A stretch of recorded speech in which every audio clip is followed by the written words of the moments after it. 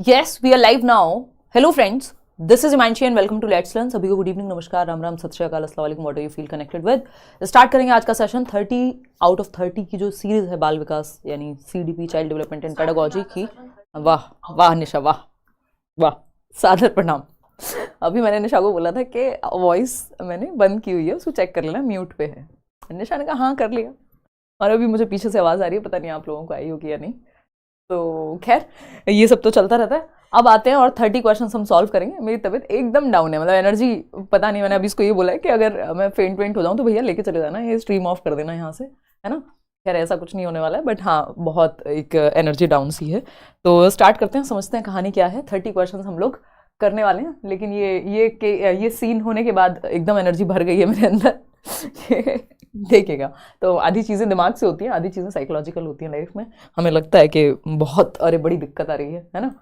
खैर आइए, like share subscribe करने के बाद आपको PDF में हंसो 15 मिनट हंस लो, आ जाओ यहाँ सबको दिखाओ कितना हंस रही हो तुम। देखो टेलीग्राम चैनल पे आपको ये PDF मिल जाएगी, 2 PDF पेंडिंग है, वो भी मिल जाएंगी। और 9 बजे हम डेली मिल रहे हैं। ये CTET के बैचेस हैं जो पेपर 1 पेपर 2 और मिक्स्ड, मतलब पेपर 1+2 करियर ऐप पर, वो डाउनलोड करके आप चाहें तो एनरोल कर सकते हैं। चलिए खैर, वहाँ मैं CDP आपके साथ डील करती हूँ शाम में 6 बजे। चलिए पहले ही क्वेश्चन से शुरुआत करते हैं। थोड़ा सा ध्यान से जवाब देना है ताकि हमें ये पता लग सके कि भाई अंडरस्टैंडिंग है कितनी। पोल आपके सामने आएगा, 30 क्वेश्चंस का सेट रहेगा, है ना। नए पुराने हर तरह के क्वेश्चंस आपके सामने रहेंगे। ध्यान से जवाब दीजिएगा, इसमें गलती होने की संभावना ज़्यादा है, और गलत ही जवाब दे रहे हैं। मैं देख रही हूँ 57% लोग। चलिए देखते हैं। Match the following, list A है यानी कॉलम A है और कॉलम B है। किस बारे में है?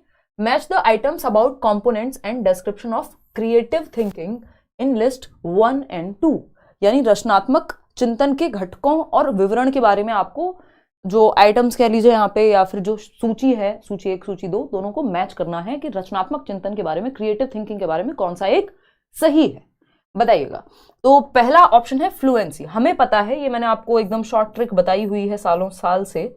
FFOE, फफोई बोल देते हैं हम इसको। FFOE, ये 4 जो है ये एलिमेंट्स हैं, JP गिलफर्ड ने दिए थे।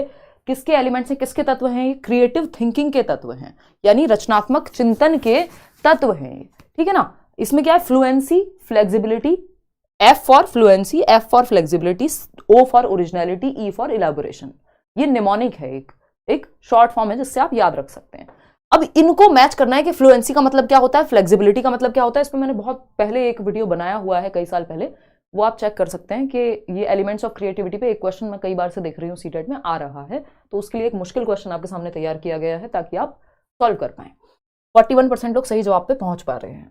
फ्लुएंसी का मतलब ही होता है धारा प्रवाहिता, यानी प्रवाह से, यानी धारा बह रही है किसकी? विचारों की। तो आइडियाज आपके दिमाग में बहुत सारे आते हैं, ये क्रिएटिविटी की निशानी है। तो फ्लुएंसी बोले तो शिफ्टिंग नहीं, जनरेटिंग न्यू आइडियाज, नए नए आइडियाज आपके दिमाग में आते हैं, इसको फ्लुएंसी कहते हैं। क्रिएटिविटी क्या है? कुछ नया क्रिएट करना, कुछ ओरिजिनल क्रिएट करना, है ना। तो फ्लुएंसी का मतलब, प्रवाह का मतलब है यहाँ पे नए विचार उत्पन्न करने की क्षमता को। धारा प्रवाहिता यानी प्रवाह में बह रहे हैं विचार, इतने विचार आ रहे हैं आपके पास किसी एक प्रॉब्लम के सॉल्यूशन के या कुछ नया बनाने के लिए। बात तो सही है। तो फर्स्ट का D सिर्फ या तो B ऑप्शन में है या फिर हमारा यहाँ B और D ऑप्शन में है। ये तो पहले हट गए दोनों ऑप्शंस, क्योंकि फर्स्ट के साथ A तो जाएगा ही नहीं, क्योंकि ये कंसीविंग समथिंग न्यू, ये एक डिफरेंट चीज है। कंसीविंग समथिंग न्यू का मतलब होता है कुछ नया बनाना, कुछ नया सोचना, वो है ओरिजिनलिटी, मौलिकता, कुछ डिफरेंट सोचना, कॉपी नहीं करना। तो ये तो थर्ड के साथ A जाएगा, और थर्ड के साथ A कहाँ है? हमें दिख रहा है, यहाँ पे दिख रहा है, तो इसका मतलब यही सही है। फिर भी हमें सेकंड ऑप्शन चेक करेंगे भाई। फ्लेक्सिबिलिटी होती है लचीलापन, एक आइडिया काम ना करे दूसरे पे शिफ्ट हो जाओ, है ना। तो फ्लेक्सिबिलिटी है शिफ्टिंग पर्सपेक्टिव इजीली, यानी परिप्रेक्ष्य को आसानी से बदलना लचीलापन कहलाता है, कि एक चीज पे अटके नहीं हुए हैं, रिजिड नहीं है। अगर एक चीज काम नहीं करेगी दूसरे आइडिया पे जाएंगे। तो फ्लेक्सिबिलिटी जुड़ गई, शिफ्टिंग पर्सपेक्टिव इजीली। ओरिजिनलिटी पहले से ही है, कुछ नया सोचने को ही मौलिकता कहते हैं, कॉपी करना तो नहीं है। इलैबोरेशन क्या है? इलैबोरेशन अब लास्ट एक ही ऑप्शन बचा है, बिल्डिंग ऑन अदर्स आइडिया। विस्तार का मतलब ही है जो आपके पास आइडिया है उसको और इलैबोरेट करना, उसको और विस्तार में जानना और कुछ नया क्रिएट कर देना, ये इलैबोरेशन है। और ये चारों मैच हो रहे हैं D ऑप्शन में, और ये आपके 4 एलिमेंट्स भी हैं क्रिएटिविटी के। इस पे डी फॉर धोखा, बहुत बढ़िया इनके गुप्ता। चलिए आ जाइए, तो D option is the right answer. Question number second देखेंगे, डिस्कवरी, नए क्वेश्चन हैं कुछ, ध्यान से पढ़िएगा। Discovery learning is an approach categorised under the area, यानी खोज अधिगम किस क्षेत्र के अंतर्गत वर्गीकृत एक दृष्टिकोण है। डिस्कवरी लर्निंग क्या है, स्पाइरल करिकुलम की जो बात करता है उसी के बारे में है, ठीक है ना। अगर डिस्कवरी लर्निंग की बात करें, यानी बच्चा जहां डिस्कवर करे, जहां बच्चा इंडिपेंडेंट है, बच्चा एक्टिव है, और जहां बच्चा एक्टिव है वो ऑप्शन या वो मेथड जो है वो बेस्ट है। जहां बच्चा सक्रिय है, जहां बच्चा डिस्कवर करेगा, बच्चा क्या करेगा, एक्सप्लोर करेगा। और ये किसने दिया था, याद कीजिए, ब्रूनर ने। डिस्कवरी लर्निंग की बात जेरोम ब्रूनर करते हैं, है ना। एज सच हम डायरेक्ट आपके सिलेबस में नहीं पढ़ते हैं ब्रूनर को, बट मैं कर लेती हूँ डिस्कस एक चैप्टर में, ठीक है ना। तो ब्रूनर की अगर मैं बात करूं, जेरोम ब्रूनर की, ब्रूनर, ठीक है जी, तो जेरोम ब्रूनर की अगर मैं बात करूं तो discovery learning is an approach categorised under the area of, खोज अधिगम किसके अंतर्गत आता है।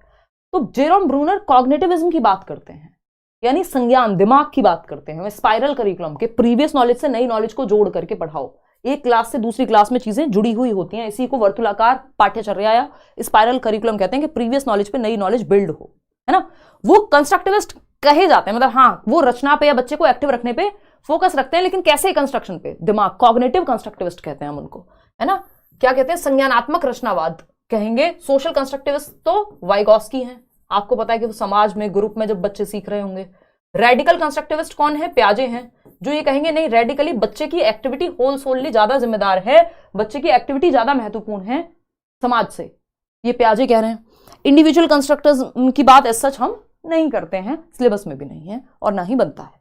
तो संज्ञानात्मक रचनावाद है जिसकी बात ब्रूनर करते हैं, जिसके अंदर खोज अधिगम आता है कि बच्चे डिस्कवर करें, खुद से खोज करें, एक्सप्लोर करें, अन्वेषण करें और जान सकें। तो इसको कॉग्निटिव कंस्ट्रक्टिविज्म कहते हैं, क्योंकि इसमें ब्रूनर की बात होती है, डिस्कवरी लर्निंग उन्होंने दी है, और वो कॉग्निटिविस्ट हैं एक तरह से, वो संज्ञान को, मानसिक प्रक्रिया, थिंकिंग, रीजनिंग, प्रॉब्लम सॉल्विंग, इन सब पे फोकस करते हैं। तो A option is the right answer. ये ऐसा क्वेश्चन है जो बिल्कुल ऐसा नहीं है कि आउट ऑफ सिलेबस है, पूछा नहीं गया, इसका मतलब ये नहीं है कि घुमा फिरा के नहीं पूछा जा सकता, क्योंकि कुछ क्वेश्चंस ऐसे भी हम करके चलेंगे जिसमें थोड़ा नए क्वेश्चंस को देख के सर में दर्द हो, क्योंकि अभी पेपर में इतना समय है कि थोड़े नए क्वेश्चंस को भी हम टैकल करें।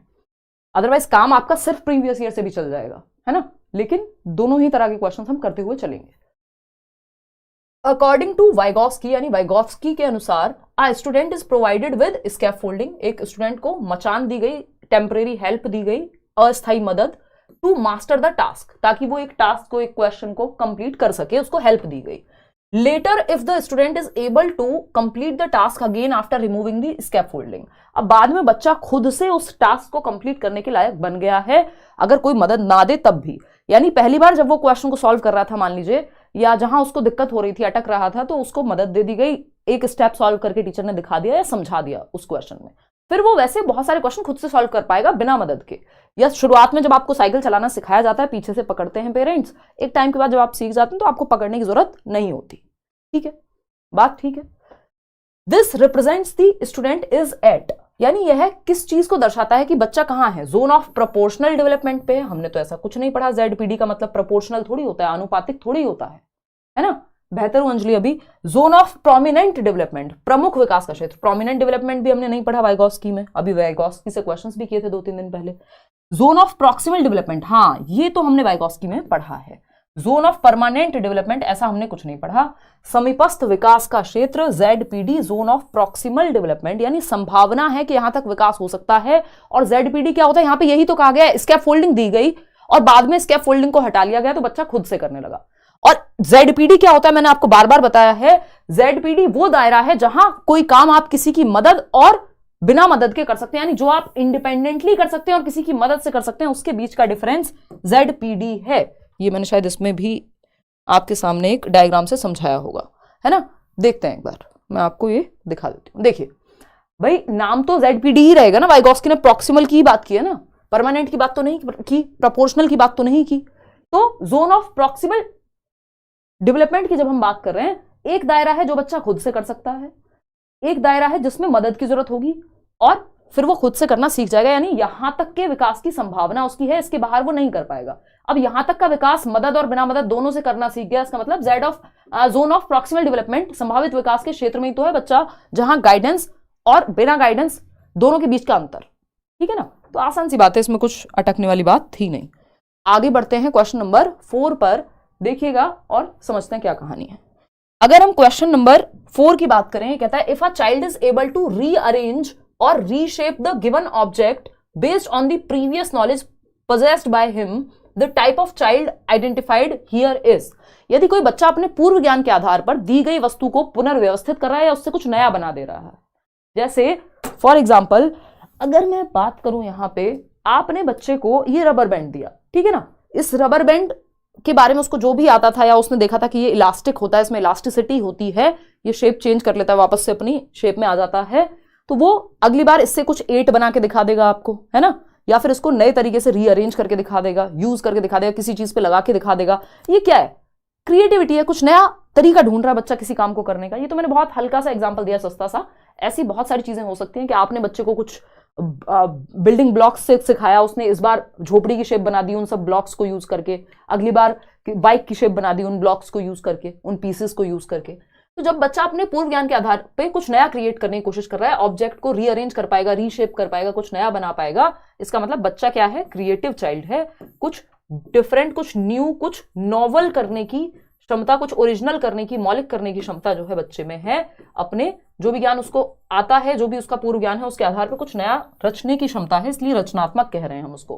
प्रतिभाशाली है जिसका आईक्यू बहुत ज्यादा हो, जो दूसरे बच्चों से जल्दी से सीख ले। आईक्यू ही 120-130 प्लस है ना, तो ये एक बेसिक सी बात है। स्लो लर्नर नहीं है, क्योंकि स्लो लर्नर वो है जो धीमे सीखता है, बाकियों से उसको समय ज्यादा लगता है। एजुकेशनली बैकवर्ड बच्चा वो होगा जितना जो लेवल उसका होना चाहिए, जहां वो उतने पे नहीं है, उससे पीछे है। यानी अगर उसको लिखना पढ़ना आ जाना चाहिए था तो वो बाकी बच्चों को आ गया, उसको नहीं आया। जिस स्टेज में आ जाना चाहिए था वो 7th में आ गया, लेकिन 6th की चीजें भी नहीं आती हैं, तो कहीं ना कहीं पीछे रह गया एजुकेशनली। तो C option is the right answer कि क्रिएटिव है बच्चा। यहाँ पे पीछे या गिफ्टेड की कोई बात है नहीं, क्योंकि आईक्यू की कोई बात नहीं हुई, ऐसा नहीं हुआ जल्दी सीख लेता है, ऐसा कुछ नहीं लिखा। क्वेश्चन नंबर 5 देखिएगा, the child having problem in mathematical calculation is termed as. यानी जिस बच्चे को गणितीय गणना में समस्या होती है तो उसको क्या कहेंगे? इस मैथमेटिकल कैलकुलेशन की जो समस्या है कि बच्चे को गणित में गणना करने में, कैलकुलेशन में दिक्कत होती है, इसको हम क्या कहेंगे? डिस्ग्राफिया कहेंगे, डिसकैलकुलिया कहेंगे, डिस्नोमिया कहेंगे या डिसअर्थरिया कहेंगे? बताइएगा। बिल्कुल सिंपल सा जवाब आपका डिसकैलकुलिया कहेंगे। 1 नंबर का क्वेश्चन आता ही है। डिसग्राफिया होता है राइटिंग रिलेटेड, ग्राफ बनाते हैं आप अपनी पेंसिल से, हाथ से, है ना, तो राइटिंग से रिलेटेड डिसग्राफिया होता है। डिसकैलकुलिया होता है मैथमेटिक्स या कैलकुलेशन से संबंधित समस्या जो है वो डिसकैलकुलिया कहलाती है। राइटिंग से संबंधित डिसलेक्सिया, ये 3 बहुत महत्वपूर्ण है ना। डिस्नोमिया वगैरह आता नहीं है। डिस्नोमिया में होता है कि आपका नाम याद रखने की क्षमता, बार बार नाम का भूलना या इस तरह के डेटा का भूलना, वो डिस्नोमिया में आ जाता है। बट ये आपसे नहीं पूछता सीटेट लेवल पे कहीं भी या इवन किसी भी पेपर में। तो डिसग्राफिया, डिसकैलकुलिया, तो ये कैलकुलिया है। यहाँ पे आगे बढ़ेंगे। डिस्फेजिया पूछ लेता है कई बार कि भाषा को समझने में दिक्कत, डिस्फेजिया या फेजिया। क्वेश्चन नंबर 6 देखिएगा, learning disabled children, LD, learning disabled children are apparently not distinguished from other children in their. थोड़ा सा सर में दर्द होगा कुछ क्वेश्चंस को सॉल्व करते समय, ध्यान से जवाब दीजिएगा। सीखने में अक्षम बच्चे को स्पष्ट रूप से अन्य बच्चों से अलग नहीं किया जा सकता है उनके डैश के कारण। यानी हम कई बार लर्निंग डिसेबल्ड बच्चों को पहचान नहीं पाते, उसके पीछे रीजन क्या है, क्यों ऐसा होता है, किस वजह से हम लर्निंग डिसेबल्ड बच्चे को, एक बच्चे को डिसलेक्सिया है, डिसकैलकुलिया है और कुछ समस्या है, डिस्टोपिया तो नहीं कहेंगे क्योंकि यूज में नहीं आता, आपका डिस्फेजिया है, ये सारी चीजें हैं। अगर बच्चे को कई बार पहचान में नहीं आता, आप वो मूवी याद कीजिए तारे जमीन पर, हम बच्चों को पहचान ही नहीं पा रहे हैं क्योंकि वो दिखने में भी नॉर्मल बच्चे जैसा ही है। वो जो ईशान अवस्थी था तारे जमीन पर जिसमें आमिर खान है, तो पहचान में नहीं आ रहा कि बच्चे को डिसलेक्सिया है। सब कह रहे हैं इसका तो पढ़ने में मन नहीं है, ये तो बहानेबाज है, ये तो फलाना है, ये तो ढिमकाना है। क्यों? क्योंकि ऐसा भी नहीं है कि उसको कोई आईक्यू उसका 20 हो, 25 हो, या आईक्यू इतना कम है उसका कि पता नहीं लग, इनका एवरेज आईक्यू होता है बच्चों का, ऐसा नहीं है कि इनका आईक्यू कम होगा इसलिए आप पहचान पाओगे, तो आईक्यू की समस्या नहीं होती। दूसरा, देखने में पता नहीं लगता। ये 2 रीजन है जिसकी वजह से लर्निंग डिसेबल्ड बच्चे को पहचानना मुश्किल होता है। क्योंकि अगर किसी को कोई और डिसेबिलिटी है, जैसे देखने में दिक्कत है, सुनने में दिक्कत है, चलने में दिक्कत है, ये सब चीजें पता लग जाता है, या आईक्यू की दिक्कत है तो वो भी टेस्ट करा के पता लग जाएगा इजीली। लेकिन डिसलेक्सिया वाले बच्चे कई बार, या उसकी एक्टिविटीज से पता लग जाएगा, लेकिन डिसलेक्सिया वाले बच्चे या लर्निंग डिसेबिलिटी वाले बच्चे जो हैं, चाहे वो डिसकैलकुलिया हो, डिसलेक्सिया हो, इन सबको पहचानने में सबसे बड़ी दिक्कत यही आती है, एक तो नॉर्मल बच्चों के जैसे ही दिख रहे हैं और दूसरा आईक्यू भी एवरेज आईक्यू होता है। ठीक है ना। तो physical appearance and mental ability, देखिए मेंटल एबिलिटी की यहाँ पे बात एज सच मेंटल एबिलिटी से तो पता लग जाएगा जब वो एक्टिविटी कुछ करेगा या उसकी नोटबुक देख करके आप आइडिया लगा लेंगे। IQ scores and mental ability, IQ score तो सही था लेकिन मेंटल एबिलिटी का तो पता, अगर मेंटल एबिलिटी का पता लग गया तो आपको समझ में आ जाएगा कि बच्चे को लिखने में या इस कैलकुलेशन में दिक्कत होती है, तो मेंटल एबिलिटी से तो आप पहचान लेंगे। Mental ability and academic performance, again इससे तो पता लग जाएगा एकेडमिक परफॉर्मेंस में उनको दिक्कत आती है एट टाइम्स, तो डी ऑप्शन एकमात्र सही उत्तर है, physical appearance and IQ scores. इसमें आप लोग बहुत गलती कर रहे हैं इस क्वेश्चन में, यानी बच्चा जैसा दिखता है, वो ईशान अवस्थी को याद कीजिए तारे जमीन पर में, देख के थोड़ी पता लगता है इस बच्चे को कोई दिक्कत है। एंड आईक्यू स्कोर्स, यानी आईक्यू का जो स्कोर है, तो ये एवरेज आईक्यू इनका हो सकता है, ऐसा नहीं है कि इनका आईक्यू कम ही होगा, ये नॉर्मल पढ़ाई कर सकते हैं, बस इनकी न्यूरोलॉजिकल वायरिंग डिफरेंट होती है नॉर्मल बच्चे से, वैसे नहीं पता लगेगा देखने में या आईक्यू स्कोर में, है ना। आईक्यू होता है इंटेलिजेंस कोशेंट, बुद्धि का स्तर, तो बुद्धि के स्तर में कमी नहीं होती इन बच्चों के, तो D option is the right answer. Physical and mental ability, देखो मेंटल एबिलिटी से पता चल जाएगा, फिजिकल अपीयरेंस से बेशक ना चले, ठीक है, तो इसलिए D option is the right answer over here. आगे बढ़ेंगे, क्वेश्चन नंबर 7 देखिएगा, ये क्या कहता है भाई, जवाब दीजिएगा ध्यान से। क्वेश्चन नंबर 7 है, in an upper middle class of language transaction it was observed bye a teacher that a child of 8th standard faces difficulty in reading text material. Here the type of evaluation helps to tolerate the weakness in teaching learning process is, यानी भाषा के लेन then के उच्च मध्यम वर्ग में, यानी middle class से मतलब यहाँ पे मिडिल स्कूल क्लासरूम की बात हो रही है, यानी एलिमेंट्री क्लास की बात हो रही है, मिडिल क्लास का मतलब यहाँ पे ये है ना, तो 8th क्लास का बच्चा है, उसको 8th क्लास के बच्चे को डिफिकल्टी है मटीरियल को पढ़ने में।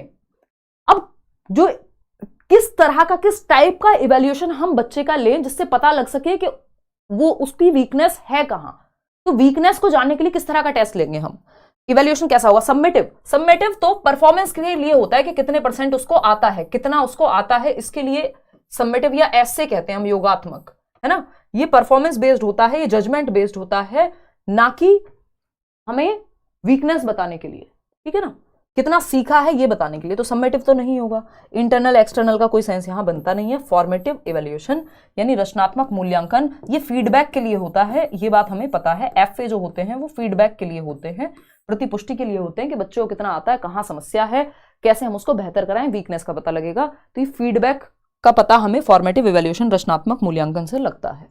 आगे बढ़ेंगे, क्वेश्चन नंबर 8 देखिएगा एक बार, ये क्या कहता है, ये तो प्याजे का क्वेश्चन है आसान सा। ये क्वेश्चन कहता है, one of the main characteristics of pre operational thought according to Jean पियाजे, पूर्व संक्रियात्मक अवस्था, जिसको हम 2 से 7 वर्ष की अवस्था कहते हैं पियाजे की स्टेज में, SPCF, ये 4 आपके स्टेजेस हैं पियाजे के, सेंसरी मोटर जन्म से 2, प्री ऑपरेशनल 2 से 7, 7 से 11 कॉन्क्रीट ऑपरेशनल, 11 एंड अबव जो है आपका वो फॉर्मल ऑपरेशनल, ठीक है, ये 4 स्टेजेस हैं। ये निमोनिक है, हमने बहुत साल पहले बनाया था, आजकल बहुत सारी लोकल बुक्स भी इसको यूज करती है, यानी अलग अलग स्टेट्स में लोग जो है जो बुक लिखते हैं, और बहुत सारे टीचर्स भी ये यूज़ करते हैं, बट इनिशियली ये ओरिजिनली सबसे, अगर आप पुराने वीडियोस भी देखेंगे आज से 4-5 साल पहले के भी, तो ये बहुत पहले का निमोनिक है जो क्रिएट किया था हमने। मेरा ये तरीका है निमोनिक के थ्रू डिस्कस करने का, चीज़ें याद रहती हैं आसानी से, है ना, टेक्निक है निमोनिक बेसिकली, ये टेक्निक मैंने ईजाद नहीं की है, बट ये निमोनिक्स मैं बहुत बार बनाती हूँ ताकि आपको याद रहें चीज़, तो आप भी ये अपने पढ़ाई लिखाई में यूज़ करिएगा, ठीक है। देखिएगा, तो pre operational thought according to Jean पियाजे is dash which refers to tendency to focus on one aspect of a situation and neglect others, यानी किसी सिचुएशन के सिर्फ एक पहलू पे ही ध्यान है, इसको हम सेंट्रेशन कहते हैं, कि आपका ध्यान सेंटर्ड है, केंद्रीकरण हो गया है, आप सिचुएशन के बाकी पहलुओं को भूल ही जा रहे हैं, यानी कि जब आपका ध्यान है कि बॉटल जो है कांच की है तो बस इसी पे ध्यान है कि ये बॉटल ट्रांसपेरेंट है, इस बात पे ध्यान नहीं है इसकी शेप क्या है, इसमें लिक्विड कितना ml आ जाएगा, है ना, ये इसका एरिया क्या होगा, whatever surface area, whatever volume क्या है, इन सब पे ध्यान नहीं, बस आपका ध्यान है इसकी ट्रांसपेरेंसी पे। इसका मतलब जब आपका ध्यान सिर्फ एक चीज पे होता है, जैसे फॉर एग्जांपल, आसान एग्जांपल लेती हूं, बच्चे के टाइम पे जब हम छोटे होते हैं, यानी 2 से 7 वर्ष में, हमें लगता है जिसकी लंबाई ज्यादा है वो व्यक्ति बड़ा है ना। अब लंबाई ज्यादा होना और बड़ा होना दो अलग चीजें, क्योंकि बड़े होने के लिए उसकी एज मैटर करेगी और उसकी हाइट जरूरी नहीं है मैटर करे। अब यहां पे लेकिन बच्चे का ध्यान एक चीज पे सेंटर्ड है कि उसकी लंबाई पे, है ना, तो सेंट्रेशन जो है ये गड़बड़ है, मतलब ये एक तरह से लिमिटेशन है प्री ऑपरेशनल थॉट की। ट्रांसडक्शन होता है अनरिलेटेड इवेंट्स को जोड़ देना, कि मेरी बॉल गोल है, सूरज गोल है, तो मेरी बॉल और सूरज में कोई रिलेशन है ना। कॉजेशन, कॉज एंड इफेक्ट, धूप में कपड़े जल्दी सूखते हैं। डिसेंट्रेशन, यहां पे डिसेंट्रेशन तो 7 से 11 में आता है, ठीक है ना। तो सेंट्रेशन इज दी राइट आंसर यहां पे। ये इस बार पूछा भी हुआ है इन्होंने। क्वेश्चन नंबर 9 देखिएगा। क्वेश्चन नंबर 9, वो जो एक एग्जाम्पल है ना, एक मिनट रुकना अभी, जो एग्जाम्पल है ना, एक क्वेश्चन में बहुत बार आता है कि 2 ग्लास है, ये पियाजे का बेसिकली ओरिजिनल एक्सपेरिमेंट भी है ना, आपको बुक्स में भी मिल जाएगा अच्छी। तो अगर हम बात करें कि 2 ग्लास हैं बराबर के, ठीक है, इसमें से एक ग्लास में पानी या जूस हमने इसमें डाल दिया, जूस जो है वो 200 ml ही है इस ग्लास में भी और इस बचे हुए ग्लास में भी। लेकिन बच्चों को क्या लगेगा, 2 से 7 वर्ष के बच्चों को, कि इसकी हाइट ज्यादा है क्योंकि, तो इस ग्लास में पानी ज्यादा होगा, जबकि दोनों में बराबर है, बस वो थोड़ा चौड़ा ग्लास है और हाइट उसकी कम है लेकिन चौड़ाई ज्यादा है, तो अमाउंट तो इतना ही है। क्योंकि बच्चे का ध्यान सेंटर्ड है, सेंट्रेशन की वजह से वो रिवर्स नहीं कर पाता थॉट को, इसलिए रिवर्सिबिलिटी नहीं आती। 7 से 11 में रिवर्सिबिलिटी आती है, इरिवर्सिबल थॉट होता है यहाँ पे। क्यों? क्योंकि बच्चे का जो है सेंट्रेशन हो जाता है। क्या करें भाई, क्या दिक्कत आ रही है, देखिएगा एक बार, कुछ करिए। कंचन कह रहे हैं, क्या हुआ कंचन? चलो कोई नहीं, देखिएगा एक बार। तो अगर हम बात करें लेव वाइगोस्की की, तो लेव वाइगोस्की, अभी पियाजे का अलग से सेशन रख लेंगे। लेव Vygotsky believed learning is मियर absorption of knowledge, यानी सीखना केवल ज्ञान का अवशोषण है, अपने अंदर समाहित कर लो, भर लो, रट्टे लगा लो, नहीं, ऐसा वाइगोस्की नहीं कहते। वाइगोस्की हो, पियाजे हो, ब्रूनर हो, बच्चे को एक्टिव रखने की बात करेंगे। Learner is a controlled response to rewards, यानी शिक्षार्थी को रिवॉर्ड दे करके हम उसके रिस्पॉन्स को कंट्रोल कर सकते हैं, जबकि रिवॉर्ड और पनिशमेंट की बात ना पियाजे करेंगे ना वाइगोस्की करेंगे। नॉलेज कैन बी, वो बच्चे को एक्टिव रखने की बात करेंगे। Knowledge can be transmitted from the teacher to the students in a passive manner, बच्चा पैसिव निष्क्रिय नहीं हो सकता, पाप हो जाएगा, बच्चे को एक्टिव रहना है। कंस्ट्रक्टिविज्म, रचनावाद, जो पियाजे और वाइगोस्की जिसको मानते हैं, सोशियो कंस्ट्रक्टिविस्ट हैं वाइगोस्की और रेडिकल कंस्ट्रक्टिविस्ट हैं पियाजे, कॉग्निटिव कंस्ट्रक्टिविस्ट हैं ब्रूनर। तो ये लोग, कंस्ट्रक्टिविस्ट का मतलब ये रचनावादी, जो ज्ञान के रचना पे फोकस करेगा, सृजन पे फोकस करेगा, वो बच्चों को पैसिव नहीं रख सकता। नॉलेज इज को constructed in a zone of what the child can do independently and will support from others, यानी जेडपीडी के अंदर नॉलेज को कंस्ट्रक्ट किया जा सकता है एक्टिवली। ज्ञान का सृजन संभव है, तो बच्चा सिर्फ डी ऑप्शन में एक्टिव है, जो कि 93% लोग सही उत्तर दे भी रहे हैं। आगे बढ़ते हैं क्वेश्चन नंबर 10 पर। क्या कहता है भाई क्वेश्चन नंबर 10? ये कहता है, at which stage of Lawrence Kohlberg's moral development theory do individuals reason that human rights and justice is most important even if they go against the societal laws, यानी Kohlberg के नैतिक विकास सिद्धांत के किस चरण में व्यक्ति यह तर्क देते हैं कि मानवाधिकार और न्याय, जस्टिस जरूरी है, ह्यूमन राइट्स जरूरी है, चाहे वो आज के समाज के लॉज के अनुसार, यानी सामाजिक कानूनों को बेशक तोड़ दे कोई बात, लेकिन वो ह्यूमन राइट्स के यदि खिलाफ है तो वो गलत है। यानी आप नियमों से लड़ जाएंगे यदि आपको जो लगता है वो सही है उसके लिए।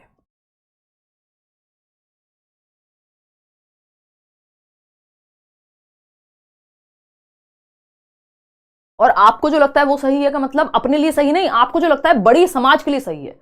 जैसे दास प्रथा खत्म नहीं होती यदि, या हम स्वतंत्र भी ना हुए होते यदि किसी ने ये नहीं सोचा होता, जो हमारे फ्रीडम फाइटर्स थे, कि जो लॉज लगाए हुए हैं अंग्रेजों ने ये सही नहीं है, ये ह्यूमैनिटी के ही खिलाफ है। या दास प्रथा, किसी को दास बना के रखना क्या है, ह्यूमैनिटी के खिलाफ है, हमारे ह्यूमन राइट्स के खिलाफ है, ठीक है ना। तो ये चीज आप लॉज को भी आगे चले जाते हैं, यदि बड़ी जनता का या बड़ी ह्यूमैनिटी के बड़े पार्ट का वर्ग का फायदा हो, उसके लिए आप लॉज से लड़ जाएंगे। इसको हाईएस्ट लेवल ऑफ मॉरलिटी कहते हैं, universal ethical principle orientation, 6th stage है ये मॉरल डेवलपमेंट की। कोहलबर्ग की 6 स्टेजेस उन्होंने दी हैं और 3 लेवल दिए हैं, तो D option is the right answer.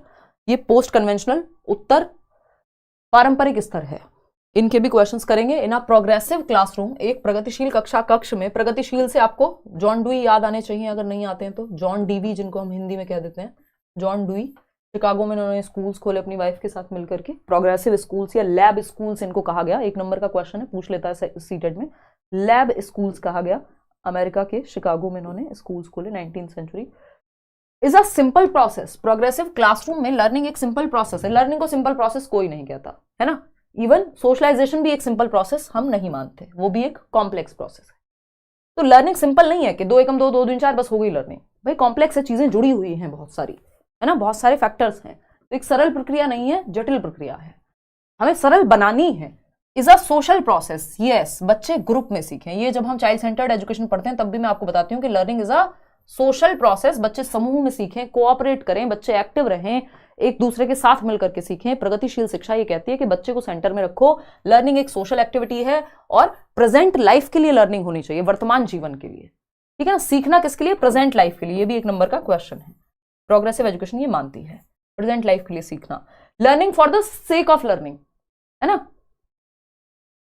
Can take place only through formal instruction. बस रट्टे लगवा करके आप या फॉर्मल इंस्ट्रक्शन देकर नहीं भाई, आप स्कूल में भी सीख सकते हो, आप दुनिया जहान के किसी जगह पे सीख सकते हो, चलते फिरते सीख सकते हो किसी से। जरूरी थोड़ी सिर्फ फॉर्मल इंस्ट्रक्शन यानी स्कूल में बुला करके ही होती है या कॉलेजेस में ही होती है लर्निंग।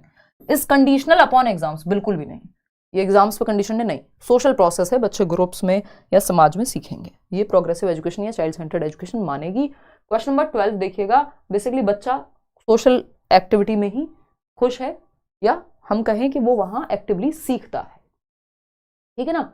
सिर्फ आपकी लाइव क्लास में ही मुझे दिक्कत होती है, बफरिंग होता है। मुझे भी लग रहा है अजीत ये पिछले सीटेट से ना कुछ तो दिक्कत है। वैसे तो ज्यादातर लोगों का जिनका इंटरनेट ठीक है उनको दिक्कत ये नहीं आनी चाहिए, बट ये हम भी फिगर आउट नहीं कर पा रहे हैं। नया स्टूडियो एक बन रहा है बेसिकली, तो अब या तो वहाँ पे जाके पता लगेगा कि ये सिर्फ इसी स्टूडियो में दिक्कत हुआ करती थी। मैंने सिस्टम भी चेंज करा लिया, 2 नए इंटरनेट लगवा लिए, सारे दुनिया जहान के सब कर लिया, लेकिन अगर अभी भी ये दिक्कत है तो फिर तो नया स्टूडियो बनेगा कुछ टाइम में, कुछ महीनों में, वहीं जाके पता लगेगा अब तो, है ना। देखिएगा या फिर ऑफिस में जाकर के, हाँ देखिएगा। बी ऑप्शन 90% लोग कह रहे हैं। Which of the following is correct as per Harvard Gardner. Harvard Gardner याद है, मल्टीपल इंटेलिजेंस, बहुबुद्धि का सिद्धांत। 1983 में फ्रेम्स ऑफ माइंड नाम की इनकी एक पुस्तक आई थी, उसमें उन्होंने 7 प्रकार की बुद्धि की बात की थी, फिर उसके बाद वो 8 हो गए। तो आज हम 8 टाइप्स ऑफ इंटेलिजेंस की बात करते हैं जब हम हार्वर्ड गार्डनर की बात करते हैं, ठीक है ना। कोई कह रहा है congratulation ma'am for new upcoming studio. बहुत सारी चीजें नहीं हो रही हैं, बताऊंगी मैं आपको धीरे धीरे, कभी दिखाऊंगी, अभी बहुत टाइम से। हाँ चलिएगा, खैर आगे बढ़ते हैं। आपको दिखाया जाएगा, उसका टूर देंगे हम आपको कभी मौका लगेगा तो, हालांकि ब्लॉग्स अभी हम बनाते नहीं हैं। Which of the following is correct as per Harvard Gardner. Harvard Gardner के अनुसार निम्नलिखित में से कौन सा सही है ना, बताइए। 2 नए स्टूडियो भी बन सकते हैं, प्लानिंग चल रही है, देखिएगा एक बार। तो अगर हम बात करें यहाँ पे हार्वर्ड गार्डनर के अनुसार निम्नलिखित में से कौन सा सही है, कौन सा एक कथन जो है वो सही है गार्डनर के अनुसार, बताइएगा फटाफट से बताइए। अगले साल प्लान है, अगर मौका लगा, चीजें ठीक रही तो ऑफलाइन क्लासेस लूंगी। कुछ बहुत बोर हो गई हूँ अभी ऑनलाइन पढ़ा के, ऑफलाइन क्लासेस कुछ मतलब कोई एक बैच ऑफलाइन रख सकती हूँ, मेरा पूरा प्लान है। देखिएगा एक बार, हार्वर्ड गार्डनर के अनुसार निम्न में से कौन सा सही है, बताइएगा कौन सा सही है। Intelligence can not be nurtured and grown. Limited batch रखेंगे, ऐसा नहीं है कि भीड़ नहीं लगाएंगे, बहुत एक लिमिटेड बैच रखेंगे जिसमें मन लगा रहे, आप लोग आते जाते रहें। देखिएगा एक बार, बुद्धि को पोषित और विकसित नहीं किया जा सकता, ये गार्डनर कहते हैं। नहीं, ऐसा नहीं है कि बुद्धि को नर्चर नहीं किया जा सकता। Each individual possesses different kind या काइंड्स ऑफ इंटेलिजेंस। प्रत्येक व्यक्ति के पास विभिन्न प्रकार की बुद्धि होती है, या एक से ज्यादा प्रकार या कोई ना कोई बुद्धि होती है। बात तो सही है, हर एक इंडिविजुअल अलग अलग टाइप से, कोई बॉडीली काइंस्थेटिक हो सकता है, कोई स्पोर्ट्स में अच्छा होगा, कोई म्यूजिक में अच्छा होगा, कोई किसी और चीज में अच्छा होगा, ठीक है ना। ये सारी चीजें हाँ दिल्ली में रखेंगे, बता देंगे अगले साल जब भी होगा ऑफलाइन क्लास। अभी प्रॉपर वो पूरा चीजें चल रही हैं, प्रोसेस है बैकग्राउंड में। छत्तीसगढ़ भी आएंगे भाई, चलिए आइए। अगर हम बात करें 89% लोग कह रहे हैं कि each individual possesses different kind और काइंड्स ऑफ इंटेलिजेंस। प्रत्येक व्यक्ति के पास विभिन्न प्रकार की बुद्धि होती है, ये गार्डनर कहते हैं। 8 प्रकार की तो उन्होंने बुद्धि की बात भी की है। आईक्यू की, intelligence quotient is a successful predictor, नहीं, ये आईक्यू के खिलाफ है, बुद्धि लब्धि के खिलाफ है। People belonging to certain class are more intelligent, ये ऐसा नहीं कहते कि भाई आप अमेरिकन हैं तो ज्यादा इंटेलिजेंट होंगे, ऐसा नहीं है। हम भी आएंगे पढ़ने, बहुत बढ़िया जी, सही है। उस टाइम पे बताएंगे कोई प्लान आपको। देखिएगा B option is the right answer. Question number 13 देखिएगा। क्वेश्चन नंबर 13 क्या कहता है भाई? क्वेश्चन नंबर 13 अभी नहीं हो रहा है, अभी कम से कम 3 से 6 महीने लग जाएंगे। At the primary level national education policy 2020 proposes dash as the medium of instruction across the nation.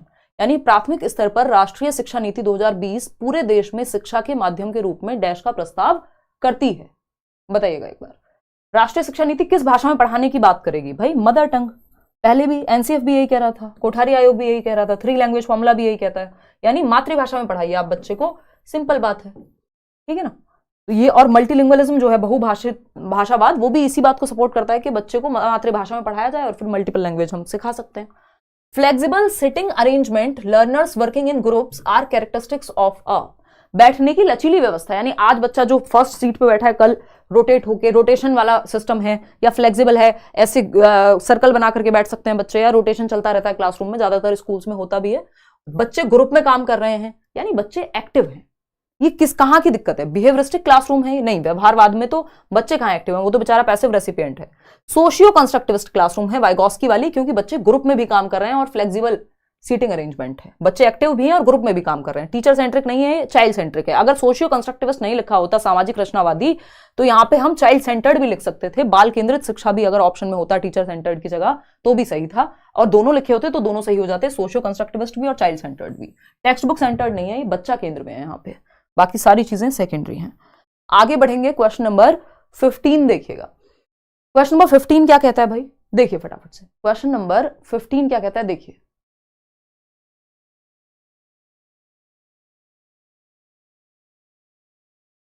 चलिए बताइए, देखिए फटाफट से।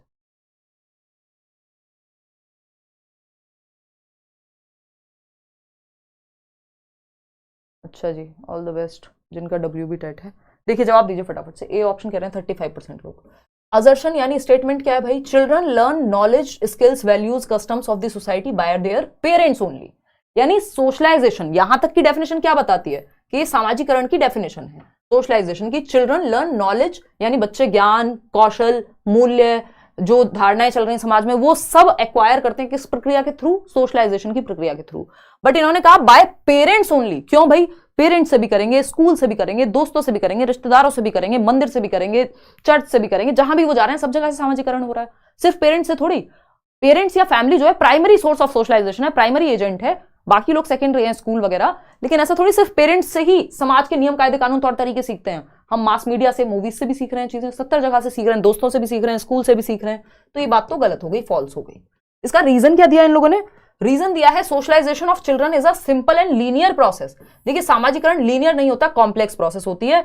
ऐसा नहीं है कि हम इसको लीनियर कह दें, स्ट्रेट लाइन कह दें, नहीं। स्ट्रेट लाइन ना लर्निंग है, ना डेवलपमेंट है, ना सोशलाइजेशन है। कोई भी प्रोसेस एक सिंपल सीधी रेखा में नहीं हो सकती, आगे पीछे जाती है, जीवन पर्यंत चलती है, लाइफ लॉन्ग प्रोसेस है सोशलाइजेशन भी, जन्म से मृत्यु तक।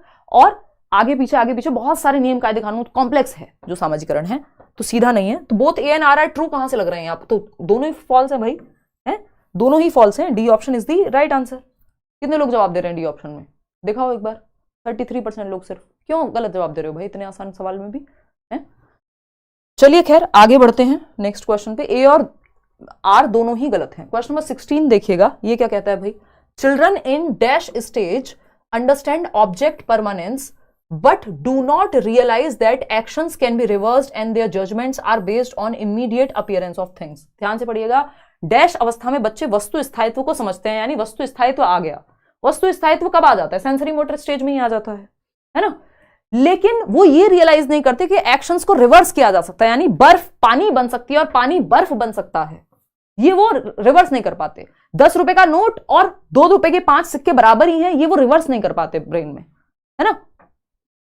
घर से मंदिर जाने का रास्ता, मंदिर से घर आने के रास्ते में कंफ्यूज हो जाएंगे, रिवर्स करने में दिक्कत होती है बच्चे को। बर्फ पानी बन सकता है, पानी से बर्फ बना दी तो अब बर्फ से फिर से पानी बना सकते हैं, ये रिवर्स नहीं कर पाता बच्चा मेंटली एक्शंस को। कौन सी स्टेज है? या सिंबॉलिक भी होता है उसका जो थॉट है, वो है प्री ऑपरेशनल स्टेज, जहां पे रिवर्सिबिलिटी नहीं आती, इरिवर्सिबल थिंकिंग है, सेंट्रेशन का गुण है जो भी हमने बात की थी, है ना। ऑब्जेक्ट परमानेंस तो आ जाता है यहीं जन्म से 2 वर्ष में, ठीक है ना। सिंबॉलिक थॉट जो प्रतीकात्मक विचार है वो भी यहीं होगा।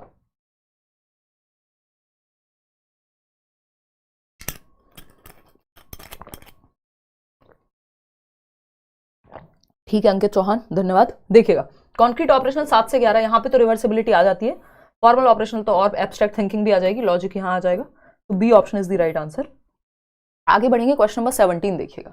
क्वेश्चन नंबर 17 क्या कहता है भाई? ये कहता है for children who are in pre operational stage teachers should, यानी वो बच्चे जो 2 से 7 वर्ष की आयु के हैं उनके लिए टीचर्स को क्या करना चाहिए? बताइए एक बार, क्या दिक्कत आ रही है उपासना? फटाफट से जवाब दीजिए लाइक शेयर करते हुए। जो बच्चे पूर्व संक्रियात्मक अवस्था, पूर्व संक्रियात्मक यानी 2 से 7, प्याजे की सेकंड अवस्था है SPCF, पूर्व संक्रियात्मक मतलब प्री ऑपरेशनल, ये सेकंड स्टेज। तो टीचर्स को क्या करना चाहिए? Use concrete props and lot of audio visual materials, यानी ढेर सारी मूर्त सामग्री, जैसे टॉयज हो सकते हैं, ब्लॉक्स हो सकते हैं, यानी ऐसी चीजें जिनको वो छू सके बच्चा, जिनके साथ वो खेल सके या कोई एक्टिविटी कर सके। बिल्कुल सही बात है। और क्या करे? ऑडियो विजुअल मटेरियल, क्योंकि बच्चा अभी छोटा है, 2 से 7 वर्ष की उम्र में है। बात तो सही है, फिर भी देख लेते हैं। Depict hierarchical relationships through complex diagram. अभी इतना लॉजिक नहीं आया उसमें कि आप हायरार्किकल रिलेशनशिप्स को कॉम्प्लेक्स डायग्राम के थ्रू समझाएं। एब्स्ट्रैक्ट प्रॉब्लम तो 11 साल के बाद देनी है। गिव अपॉर्चुनिटीज टू, और ये कॉम्प्लेक्स डायग्राम्स भी 11 साल के बाद, जो लास्ट स्टेज है फॉर्मल ऑपरेशनल में। Give opportunities to solve problems that require hypothetical thinking. ये हाइपोथेटिकल थिंकिंग भी 11 साल के बाद आती है। तो सिर्फ एक ही ऑप्शन बचता है, मूर्त सामग्री और ढेर सारे दृश्य सामग्री के अवसर देना। छोटे बच्चों के लिए, 2 से 7 के बच्चों के लिए आपको पता भी है, उनको कविताओं के थ्रू, ऑडियो विजुअल सामग्री, कोई पिक्चर के थ्रू, चार्ट के थ्रू, है ना, हाव भाव के थ्रू, खिलौनों के थ्रू, इनके थ्रू सिखाया जाता है, क्योंकि उनकी एज उसी समय मतलब उस समय सिंबॉलिक थॉट के थ्रू ही सीखने की है। एक्टिवली वो सीख जाएंगे मूर्त सामग्री से, कॉन्क्रीट मटेरियल से। क्वेश्चन नंबर 18 देखिएगा, स्टूडेंट्स फेलियर, उनको कहो एक पेन के बारे में सोचो और पेन दिखा दो, तो पेन दिखाना उनके लिए ज्यादा समझ आसानी रहेगी सीखने में। तो उनको चीजें दिखानी होती है, कॉन्क्रीट मटेरियल दिखाना होता है। बॉटल के बारे में बात कर रहे हो तो बॉटल दिखा दो बच्चों के लिए, तो एक कॉन्क्रीट मटेरियल है। क्वेश्चन नंबर 18 देखिएगा, students failure can be minimalized by implementing a curriculum which is dash, यानी डैश पाठ्यचर्या लागू करके छात्रों की असफलता को कम किया जा सकता है। यानी किस तरह का करिकुलम हम लागू करें जिससे बच्चों की गलतियां कम हो, फेलियर कम हो। Connected to their social context, बच्चों के सामाजिक संदर्भ से जुड़ी हुई सामग्री। बिल्कुल सही बात है, जो जीवन से जुड़ा हुआ है वो बेस्ट है, सोशल लर्निंग बेस्ट है ना। बच्चा एक्टिव होगा क्योंकि जिस समाज से, जिस संस्कृति से, जिस जीवन से आ रहा है, वो उसकी रियल लाइफ से जुड़ा हुआ चीजें क्लासरूम में भी पा रहा है या पढ़ रहा है या कनेक्ट कर पा रहा है। तो सामाजिक संदर्भ जिस उसकी रियल लाइफ से जोड़ दो। हाईली चैलेंजिंग या ज्यादा कॉम्प्लेक्स हो जाएगा तो बच्चा समझ ही नहीं पाएगा, सर के ऊपर से निकल जाएंगी चीजें, इररेलेवेंट होंगी, एवरीडे लाइफ से जुड़ी हुई ही नहीं है, तो जो मेरे जीवन से ही नहीं जुड़ा, जिसका मुझे पता ही नहीं है कुछ, उसको सीखने में दिक्कत होगी। एब्स्ट्रैक्ट टू सिंपल नहीं, सिंपल टू एब्स्ट्रैक्ट जाते हैं। एब्स्ट्रैक्ट कॉम्प्लेक्स होता है, सिंपल टू कॉम्प्लेक्स जाया जाता है, ना कि कॉम्प्लेक्स टू सिंपल। यानी सरल से जटिल जाते हैं, जटिल से सरल नहीं जाते। और एब्स्ट्रैक्ट यानी अमूर्त हमेशा जटिल होता है। तो A option is the only right answer. Question number 19 देखिएगा, फॉर मीनिंगफुल लर्निंग, अर्थपूर्ण अधिगम, कौन करता है इसकी बात? रचनावाद, पियाजे, वाइगोस्की, ब्रूनर। जीवन से जोड़ दो तो मीनिंगफुल हो जाएंगी चीजें, रियल लाइफ से जोड़ो, सोशल एक्टिविटी से जोड़ो। तो सार्थक सीखने के लिए क्या महत्वपूर्ण है? डेवलप कॉम्पिटिटिव कल्चर, एक दूसरे का गला काट दो, I mean cut throat competition. तुम्हें शर्मा जी के बेटे से आगे निकलना है, वर्मा जी की बेटी से आगे निकलना है, एक दूसरे से कॉम्पिटिशन कर दो बच्चे का, नहीं, ये एकदम खराब तरीका सिखाने का है ना। सैडली हम ऐसी रियलिटी में रहते हैं दुनिया की जहां यही होता आया है, या यही हम देखते हैं, बस कॉम्पीट करते रहो एक दूसरे से, अपना जीवन कॉम्पिटिशन में निकाल दो बस।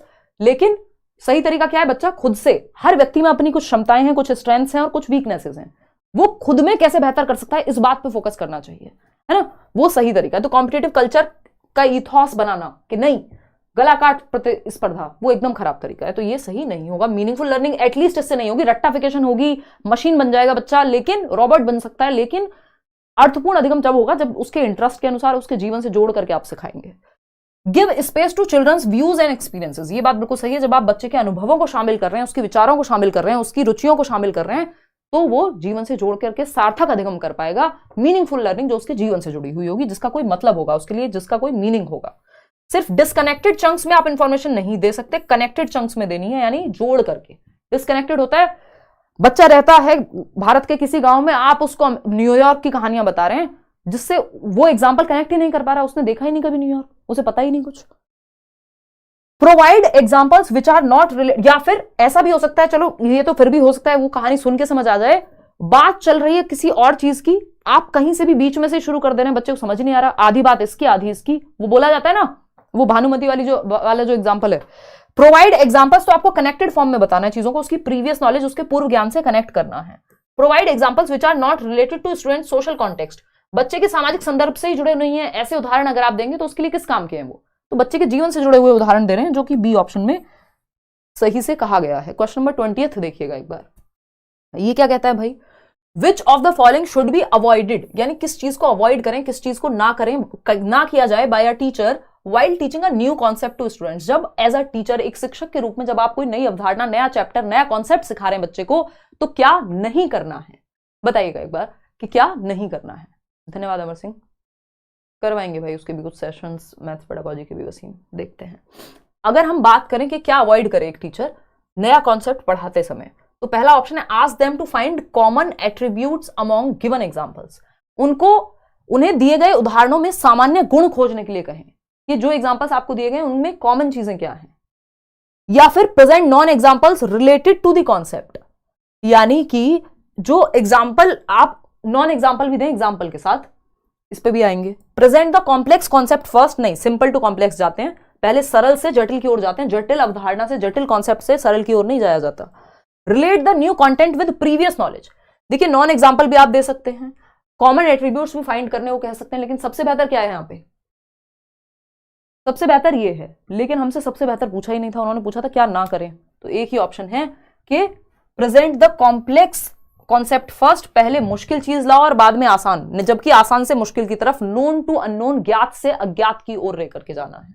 तो सी ऑप्शन ही गलत है, और जो गलत है वही सही है, क्योंकि पूछा ही गलत था हमसे। क्वेश्चन नंबर 21 देखिएगा क्या कहता है भाई 21, after answering the questions based on recall of specific information a student is reflecting on what cues helped her, by doing so the student is developing dash. विशिष्ट जानकारी की याद के आधार पर, यानी एक स्पेसिफिक इंफॉर्मेशन, एक रिकॉल, मान लीजिए कोई फोन नंबर ही है ना, रिकॉल कोई स्पेसिफिक इंफॉर्मेशन का एक स्टूडेंट रिफ्लेक्ट कर रहा है कि on what cues helped her, यानी कोई चीज याद करने में, समझने में आपको किस चीज ने मदद की थी, इस बात पे रिफ्लेक्ट करना क्या कहलाएगा। द स्टूडेंट इज डेवलपिंग, जब देखो ध्यान दो यहां पे ये रिकॉल पे ध्यान नहीं देना कि वो जब याद कर रहा है कोई इंफॉर्मेशन कि अच्छा ऐसा हुआ था जब हिस्ट्री में तो ये हुआ था, अच्छा ये मुझे याद कैसे रहा, जब वो रिफ्लेक्ट करे अपने ही ज्ञान पे, ये वर्ड याद रख लो रिफ्लेक्ट, इसका मतलब रिफ्लेक्ट करना, रिव्यू करना, प्लान करना, मैनेज करना, ये कहां आता है, मेटाकॉग्निशन में। यानी बच्चा प्रकाश डाल रहा है अपने ही चिंतन पे, चिंतन कर रहा है, ही और she is aware about his और हर ओन थिंकिंग, बच्चा अपने ही विचारों के प्रति, अपने ही चिंतन प्रक्रिया के प्रति अवेयर है, जागरूक है, अपने ही चिंतन पे प्रकाश डाल रहा है। यार मैं वहां गया तो क्या मुझे ये काम करना चाहिए था, है ना, ये पेपर में मैं फेल हो गई, मैंने ऐसी क्या गलती की थी, तो आप रिफ्लेक्ट करेंगे, एनालिसिस करेंगे उसमें proper, metacognition, thinking about thinking, planning, reviewing, reflection, reflecting, ये सब चीजें आ जाती हैं। डिलेड इमिटेशन तो आपके प्याजे की स्टेज में आता है, जन्म से 2 वर्ष में, है ना, ये अपने आप में एक अलग कहानी है, वहां समझेंगे, ओवर जस्टिफिकेशन का कुछ बनता नहीं है।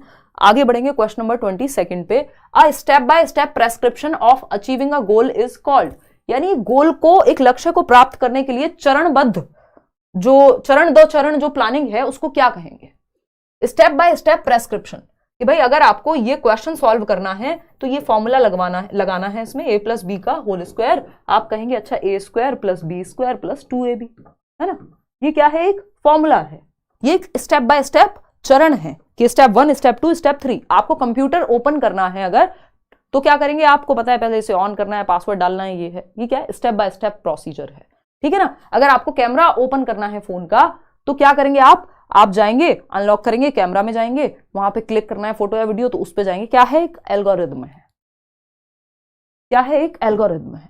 आपको अपना यूट्यूब पे अकाउंट बनाना है या आपको एक फेसबुक अकाउंट पे भी जाना है, तो क्या करेंगे, आप उसमें भी एक पासवर्ड डालेंगे, एक एल्गोरिथम है प्रॉपर जो आपसे स्टेप बाय स्टेप सॉल्यूशन, मतलब स्टेप बाय स्टेप फॉलो करने को कहेगा। तो जो स्टेप बाय स्टेप कोई भी एक सिस्टम होता है उसको हम एल्गोरिथम कहते हैं। सिंपल सी बात है, गणित में भी यूज होता है और भी बहुत सारी चीजों में, टेक्नोलॉजी में भी यूज होता है। ह्यूरिस्टिक होते हैं फंडे, फंडे बोले तो शॉर्टकट्स, कि इस काम को ऐसे किया जा सकता है, अच्छा रिमोट वर्क नहीं कर रहा, एक काम करो ऐसे ऐसे कर लेते हैं, क्यों, क्योंकि एक्सपीरियंस है कि ऐसे करने पे चल जाता है, कुछ और खराब हो गया जुगाड़ लगा लेते हैं। तो ह्यूरिस्टिक्स फंडे होते हैं आपके, जो बहुत एक्सपीरियंस के आधार पे आपके पास होते हैं, जरूरी नहीं है ये स्टेप बाय स्टेप हो। मीन्स एंड एनालिसिस होता है कि ये साधन है किसी काम को करने के, इस चीज को करने से यहां तक पहुंच जाएंगे, ये मीन्स एंड एनालिसिस है। जरूरी नहीं है इसमें भी अगेन स्टेप बाय स्टेप कुछ प्रेस्क्राइब्ड हो। निमोनिक वही होता है जो मैंने आपको बताया, ये याद रखने की एक टेक्निक है, SPCF जैसे मैंने आपको बताया, बहुत सारी निमोनिक्स हैं हमारे। निमोनिक्स का मतलब है ये टेक्निक है, शॉर्ट फॉर्म में एक आपने शॉर्ट फॉर्म बनाई और उससे आप याद रख पा रहे हैं चीजों को। तो A option is the right answer, an algorithm. Question number 23 देखिएगा, misconceptions among students represent their dash, यानी जो गलत अवधारणाएं हैं या जिनको आज हम मिसकॉन्सेप्शंस ना कह के क्या कहते हैं, ऑल्टरनेटिव कॉन्सेप्शंस या नाइव कॉन्सेप्शंस, ठीक है ना, यानी बच्चे के सहज अवधारणाएं कहते हैं हम इसको, या वैकल्पिक अवधारणाएं कहते हैं, गलत नहीं कहते। क्यों? क्योंकि ये बच्चे ने अपने अनुभव के आधार पे बनाई है। जरूरी नहीं है उसने अपने अनुभव के आधार पे पाया कि दूध जो है वो मदर डेयरी से आता है, उसने नहीं देखा था, उसके अनुभव में हो सकता है ना हो गाय भैंस, या फिर उसने हरे रंग का पानी भी देखा है तो उसको लगता है कि पानी का रंग हरा होता है, जबकि टीचर पढ़ा रही है कि वाटर इज कलरलेस। तो अपने अनुभव के आधार पे उसने दिमाग में बना लिया कि यार जब मैं चलता हूं तो ये ट्रेन के साथ पेड़ भी मेरे साथ चलते हैं, जबकि साइंटिफिकली ये गलत है। पेड़ थोड़ी साथ में चल रहे होते हैं ट्रेन के साथ साथ, या जब आप चल रहे हैं तो सूर्य भी आपके साथ चल रहा है, जहां आप जा रहे हैं चंद्रमा भी आपके साथ है। तो वो उसके अनुभव के आधार पर वो ऐसा सोचता है। इसी को ऑल्टरनेटिव कॉन्सेप्शन या नाइव कॉन्सेप्शन या मिसकॉन्सेप्शन कह लेते हैं। रॉन्ग नहीं कहते, क्योंकि ये बच्चे के अनुभव से आया है, इसको आपको ठीक कराना होता है डिस्कशन करके, ठीक है ना। ये साइंटिफिकली ठीक नहीं होगा, बट उसका अनुभव है वो, उसको आपको डांट नहीं लगानी। Extremely flawed and irrational thinking नहीं, ये बहुत फ्लॉड है, त्रुटिपूर्ण है, अतार्किक है, नहीं, उसने अपने अनुभव के आधार पे बनाया है इस चीज को। 2 से 7 वर्ष में स्पेशली होगा ये। या बहुत सारे मिसकॉन्सेप्शन ऐसे होते हैं जो आगे की क्लास तक चले जाते हैं यदि सही ना हो तो। Higher order emotional and intellectual ability, नहीं ऐसा नहीं है। हायर ऑर्डर इंटेलेक्चुअल एबिलिटी आते आते फिर ये वाला मिसकॉन्सेप्शन नहीं आएगा। Native and intuitive understanding about concepts, ये बात एकदम सही है कि अवधारणाओं के बारे में मूल और सहज समझ, यानी सहजता से उसने अपने अनुभव के बेसिस पे जो उसको मिला या आसपास जो देखा नेटिवली, उसने वो अवधारणा बना ली। सीवियर कॉग्निटिव डेफिशिएंसी, इसका मतलब ये नहीं बच्चे के दिमाग में कमी है। तो C option is the right answer. आगे बढ़ेंगे नेक्स्ट क्वेश्चन पे, क्वेश्चन नंबर 24। क्या कहता है भाई क्वेश्चन नंबर 24, समझते हैं फटाफट से। अगर हम बात करें which of the following is likely to cause pride among students, बहुत इंपॉर्टेंट है, ध्यान से जवाब दीजिएगा। निम्नलिखित में से किससे छात्रों में गर्व होने की संभावना है, या गर्व की भावना किस एक ऑप्शन से आएगी बच्चों में? प्राइड, एक होता है शेम, शर्म की भावना, दूसरा है गर्व की भावना। शर्म की भावना कहां से आ सकती है? फेल हो गया मैं, है ना, या कुछ और टीचर ने डांट दिया गलती करने पे, तो वहां शर्म की भावना आ सकती है।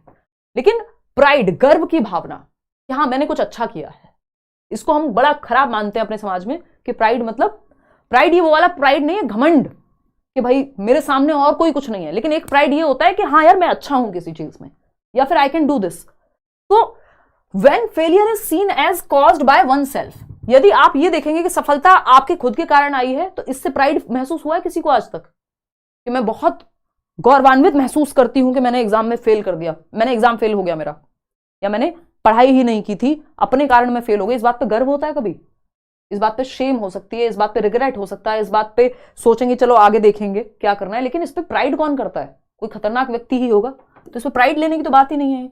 When failure is seen as caused by others, कि अगर हम विफलता जो है दूसरों के कारण हो रही है, इस पे भी गुस्सा ही आएगा, फ्रस्ट्रेशन ही होगी, एंगर ही होगा। ऐसा थोड़ी आप दूसरे की वजह से फेल हो गए तो आप बड़ा गर्व महसूस करेंगे, अरे वाह भाई तुमने तो मुझे फेल करा दिया, है ना, ये तो नहीं होता।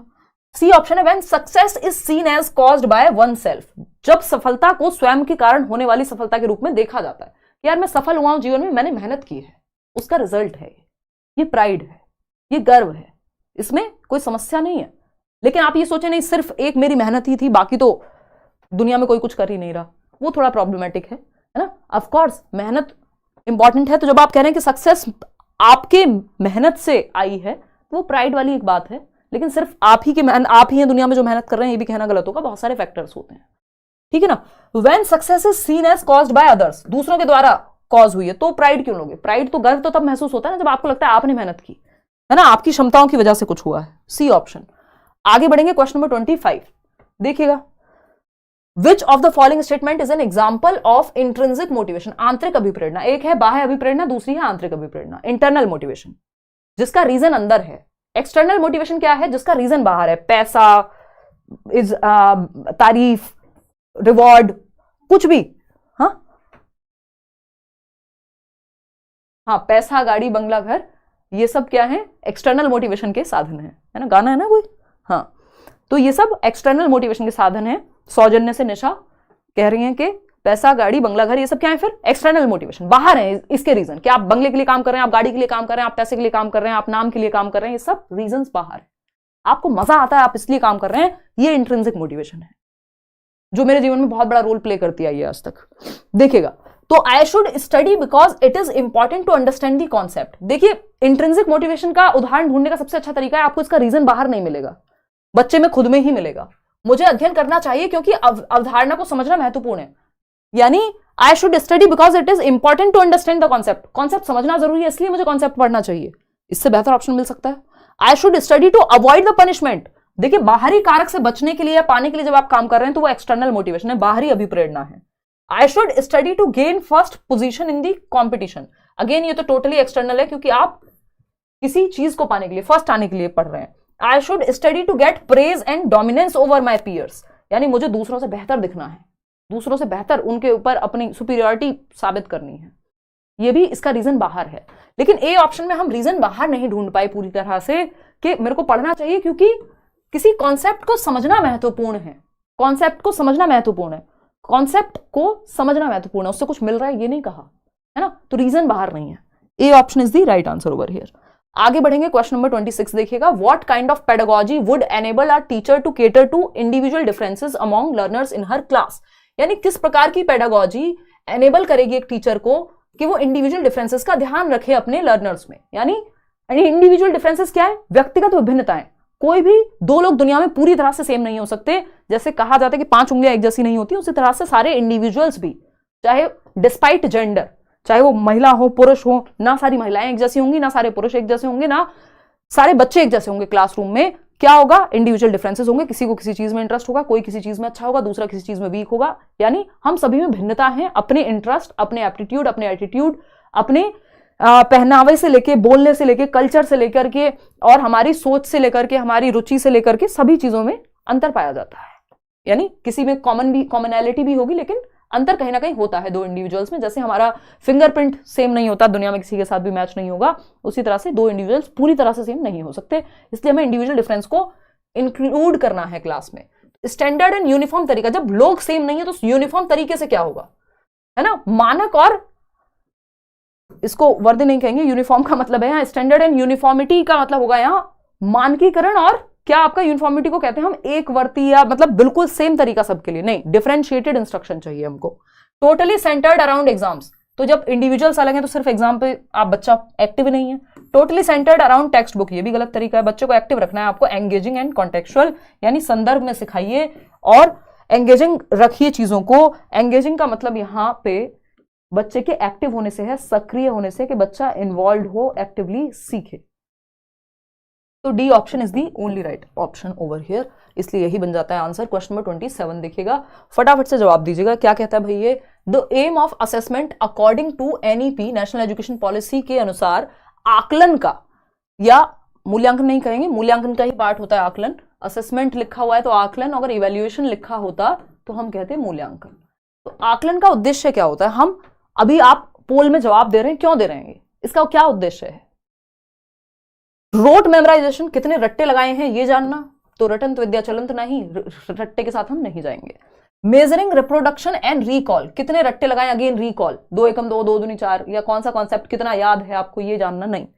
To support children in the process of learning, yes, बच्चे को एक्टिव रखना है, जो बच्चे के भले की तरफ लेके जाए, वो ऑप्शन बेस्ट है पेडागोजी में। To arrive at parameters to compare children across the country, बच्चों को बच्चों से कंपेयर नहीं करना, बच्चे की खुद की परफॉर्मेंस से आप कंपेयर कर सकते हो। तो ये सी ऑप्शन यहाँ पे सही है कि नेशनल एजुकेशन पॉलिसी ये कह रही है कि असेस करना इसलिए जरूरी है कि हम ये जान पाए कि बच्चे को मदद की, सपोर्ट की जरूरत कहाँ है। या पोल में जब जवाब देते हैं तो मुझे पता लगेगा कि इस क्वेश्चन को अच्छे से समझने की जरूरत है, क्योंकि इसमें आप दिक्कत ले रहे हैं। इंक्लूजन मीन्स, समावेशन का क्या मतलब है? Next question, inclusive education 5 number का टॉपिक है। Embracing all students irrespective of their social identities, इस बात पे बिना ध्यान दिए कि किस सामाजिक पहचान से, किस परिवार से बच्चा आ रहा है, आप इंडिविजुअल डिफरेंसेस का ध्यान रख रहे हैं। ऐसे ही ये क्लास लगाकर इंट्रिंसिक मोटिवेशन मिलता है। बहुत बढ़िया दीक्षा। तो सभी छात्रों को उनकी सामाजिक पहचान की परवाह किए बिना गले लगाना। देखिए यहाँ पे एम्ब्रेस करने का मतलब, ये थोड़ा ट्रांसलेशन की गड़बड़ है बट आप समझ जाइएगा, गले लगाना एग्जैक्टली नहीं है, बट ये है कि सभी बच्चों को आप प्रोत्साहन दे रहे हैं, एम्ब्रेस कर रहे हैं उनके अंदर जो क्षमता है, बजाय कि वो कहां से आ रहे हैं, किस समाज से आ रहे हैं, किस जाति से आ रहे हैं, किस समूह से आ रहे हैं। हाँ, एजुकेशन फॉर ऑल ये फंडा है, ये टैगलाइन है इंक्लूसिव एजुकेशन की, ये इक्विटी आधारित है, समता आधारित है। ठीक है ना। अभी भी फीवर जैसा महसूस हो रहा है बट हम डिस्कस किए जा रहे हैं, मजा आ रहा है। क्यों? क्योंकि इंट्रिंसिक मोटिवेशन है। Ignoring the barriers that create undue effort and separation, यानी आप बैरियर्स को इग्नोर कर दें, उन बाधाओं की अनदेखी करना जो अनुचित प्रयास और अलगाव पैदा करते हैं। Ignoring the barriers that create undue effort and separation, हाँ ये भी बात ठीक है, कोई दिक्कत नहीं है इसमें भी। प्रमोशन ऑफ डिस्क्रिमिनेशन, नहीं नहीं नहीं, डिस्क्रिमिनेशन को आप भेदभाव को आप प्रमोट नहीं कर सकते। अनइक्वल अपॉर्चुनिटीज ऑफ पार्टिसिपेशन, नहीं, आपको इक्वल अपॉर्चुनिटी देनी है हर बच्चे को पार्टिसिपेट करने की। Ignoring the barriers that create undue effort and separation, उन बैरियर्स को इग्नोर नहीं कर सकते। देखो, इनको इग्नोर करना गलत होगा, बाधाओं को इग्नोर नहीं करना, उनको हटाना है, रिमूव करना है। रिमूविंग द बैरियर्स आता तो सही था। तो A option is the right answer, कि आपको एम्ब्रेस करना है, हर एक बच्चे को इंक्लूडेड फील कराना है ना। Separation, segregation is against the law of nature, inclusion better है, सेग्रीगेट नहीं करना, सेपरेट नहीं करना, अलग थलग नहीं करना बच्चे को। एक और क्वेश्चन आपका इंक्लूजन से ही, for successful inclusion of students belonging to diverse cultural backgrounds which of the following should be avoided by the teacher, यानी बच्चों को, विविध सांस्कृतिक पृष्ठभूमि से आने वाले बच्चों को सफल रूप से समावेशित करने के लिए, इंक्लूड करने के लिए क्लासरूम में किस बात से बचना है। पहला ऑप्शन है acknowledge and respect every student, तो ये तो करना है, इससे बचना क्यों है कि हर बच्चों को आप रिस्पेक्ट करें, इंक्लूडेड महसूस कराएं। Give priority to the experiences of dominant groups, यही इसी से बचना है कि वो ग्रुप, मान लीजिए कोई एक पर्टिकुलर जाति समूह उस क्षेत्र में ज्यादा है, उन बच्चों को ही आप महत्व दे रहे हैं क्योंकि उस क्षेत्र में वो या तो बच्चे अमीर हैं या उनकी जाति वहां पे ज्यादा लोग वही हैं। तो डोमिनेंट ग्रुप को आपको महत्व देना नहीं है, आपको डेप्राइव्ड ग्रुप्स को भी शामिल करना है, वंचित समूहों को भी शामिल करना है, हर बच्चे को शामिल करना है। तो इसी चीज को अवॉइड करना है कि आप किसी एक पे ही ध्यान दे रहे हैं। सिर्फ डाइवर्सिटी को इनकॉर्पोरेट करना, प्रैक्टिस करना कल्चरल सेंसिटिविटी की, कि आप हर एक संस्कृति के साथ क्या है, संवेदनशील है। जैसे मैं शुरू में आकर के हमारा डिस्कशन होता है कि गुड इवनिंग एवरीवन, या हम फिर उसके बाद जो भी हमारी पूरी एक लाइन रहती है कि सभी को गुड इवनिंग, नमस्कार, राम नाम, सत श्री अकाल, अस्सलाम वालेकुम, what do you feel connected with, ये क्या है, ये कल्चरल सेंसिटिविटी दिखाती है ना। देखिएगा, तो B option is the right answer नहीं है यहाँ पे, हाँ बी ही राइट है, क्योंकि ये ही गलत है और जो गलत है वही सही है, क्योंकि पूछा ही गलत है, क्योंकि अवॉइडेड लिखा हुआ था। क्वेश्चन नंबर 30th देखिएगा, एक क्वेश्चन इससे जरूर आता है। Dyslexia is primarily associated with difficulty in, dyslexia मुख्य रूप से किस कठिनाई से जुड़ा हुआ है। देखिए, मुख्य रूप लिखा हुआ है, ये इसलिए शामिल किया गया क्वेश्चन कि आप ये समझ पाए कि मेनली रिलेटेड टू, इसका मतलब डिसलेक्सिया से और भी प्रॉब्लम्स होती हैं या हो सकती हैं। तो dyslexia is mainly related to, 92% लोग सही जवाब दे रहे हैं, इसमें भी 8% लोग गलत जवाब दे रहे हैं। कैसे पॉसिबल है? ये तो नींद में भी कोई पूछे डिसलेक्सिया क्या होता है, आप कह देंगे ईशान अवस्थी याद कर लेंगे, तारे जमीन पर वाला जो बच्चा था, कि भाई डिसलेक्सिया तो पठन संबंधी विकार है, रीडिंग डिसऑर्डर है। तो it is mainly related to reading, लेकिन ध्यान रखिएगा अगर रीडिंग ऑप्शन में ना हो, रीडिंग एंड राइटिंग दोनों हो ऑप्शन में, तो उसके साथ भी आप जा सकते हैं, क्योंकि डिसलेक्सिया इज प्रीमैरली, मुख्य रूप से रीडिंग से संबंधित है। लेकिन जो बच्चा पढ़ता गलत है, क्या वो सही लिखेगा? नहीं। तो अगर डिसलेक्सिया रहा तो लिखने और पढ़ने में दोनों में दिक्कत आ जाएगी बच्चे को। क्यों? क्योंकि अगर मैंने 100 को वॉज पढ़ा है, डिसलेक्सिया वाले बच्चे के साथ होता है ना, वो बी को डी पढ़ता है, 6 को 9 पढ़ता है ना, डॉग को गॉड, गॉड को डॉग पढ़ सकता है। तो जब वो 100 को वॉज पढ़ रहा है तो वो वॉज ही तो लिखेगा जब आप 100 बोलेंगे। तो लिखने और पढ़ने दोनों में दिक्कत आ सकती है, लेकिन प्राइमरीली मुख्य रूप से रीडिंग की डिसेबिलिटी है, ठीक है ना। सिंगिंग, थिंकिंग, वॉकिंग ये सब तो है ही नहीं। यहाँ पे आगे बढ़ेंगे भाई नेक्स्ट क्वेश्चन पे। क्वेश्चन नंबर 2 क्वेश्चन और हैं, वैसे तो 30 का ही सेट रहता है, बट 2 क्वेश्चन और एक्स्ट्रा हैं।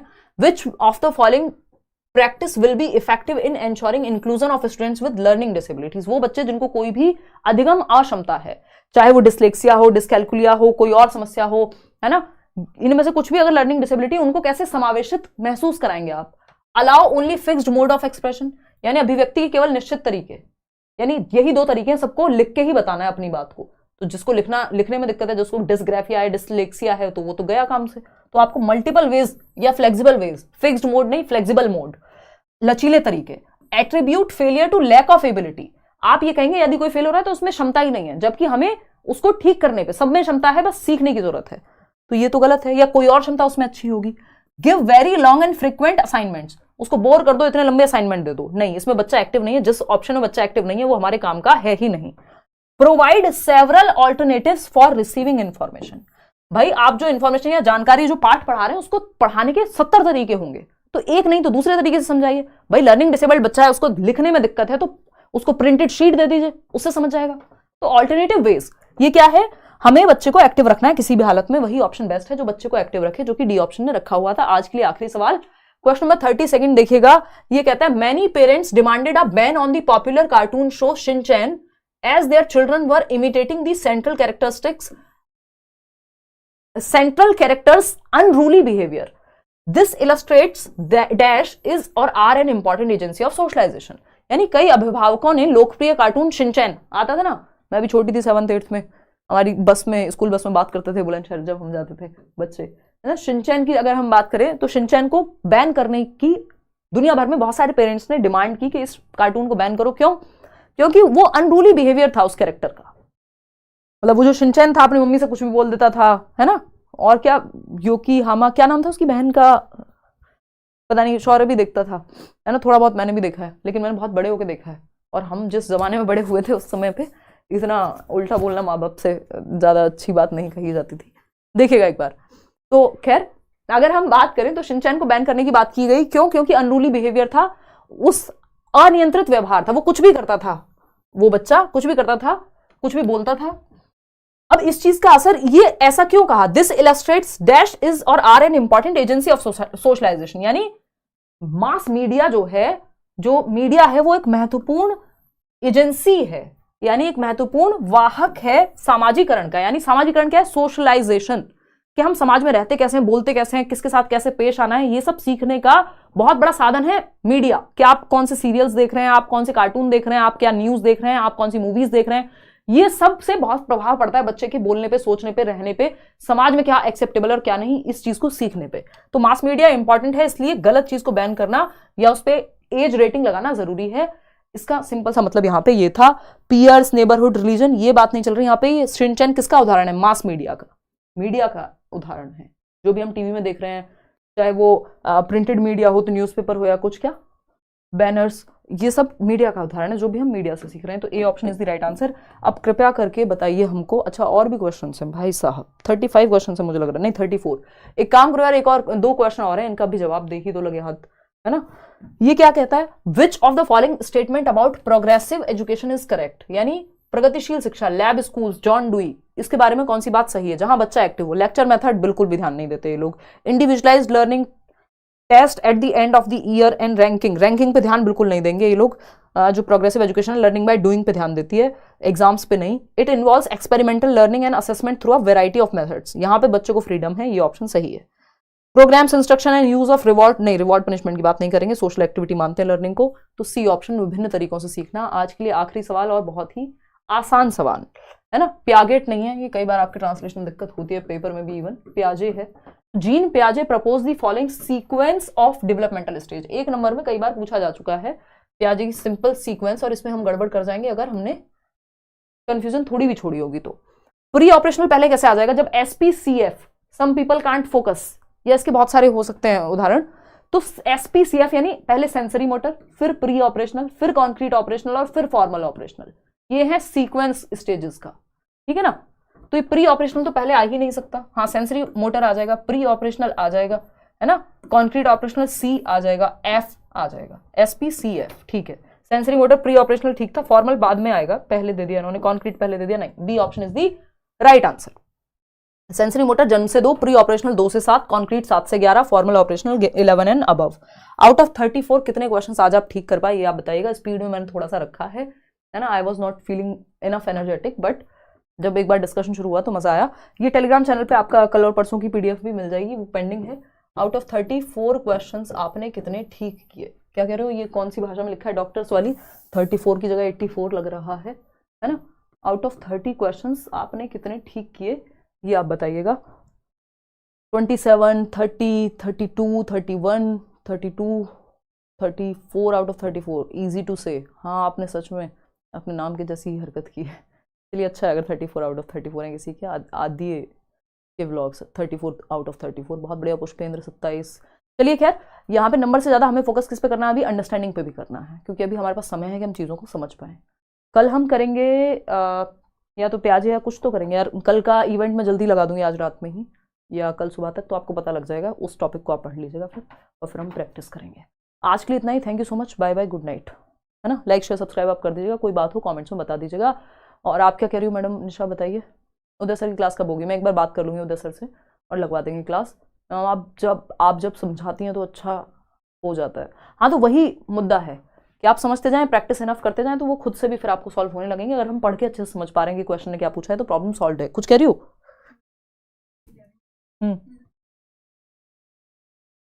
अच्छा वो छोड़ो, कोई नहीं, लाइक शेयर सब्सक्राइब आप कर दीजिएगा, वो मेरा दुख बता रही है। ठीक है, चलिए कोई नहीं, आज के लिए इतना ही रखते हैं। चलिए धन्यवाद, good night, bye bye. Okay bye, कल मिलते हैं 9 बजे रात को। हाँ, डेली क्लास टाइम भाई 9 बजे। और ये एटीट्यूड कौन कह रहा है? अरे हमारा चलता